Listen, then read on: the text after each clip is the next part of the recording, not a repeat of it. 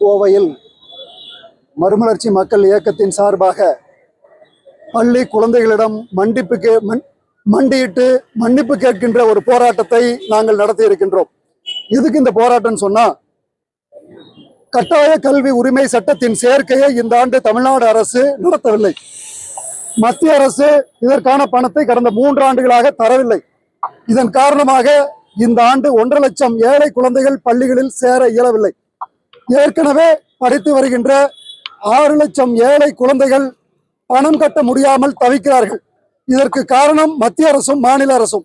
இதற்காக நாங்கள் நீதிமன்றத்திற்கு சென்றோம். நீதிமன்றத்திலே நல்ல தீர்ப்பை பெற்றோம். மத்திய அரசு பணம் கொடுக்க வேண்டும் என்ற தீர்ப்பு வந்தது.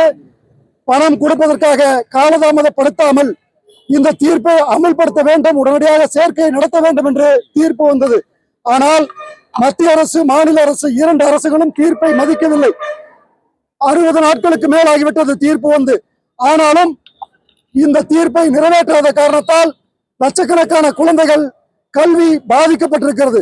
அதன் காரணமாக இந்த ஆண்டு கல்வி பறிபோனதற்காக அந்த ஏழை குழந்தைகளிடம் மன்னிப்பு கேட்டு நாங்கள் போராடி கொண்டிருக்கின்றோம்.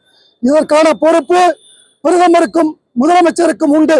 ஆனால் நாங்கள் பொறுப்பேற்றுக் கொண்டு அந்த குழந்தைகளிடம் மன்னிப்பு கேட்டு மண்டியிட்டு போராடுகிறோம்.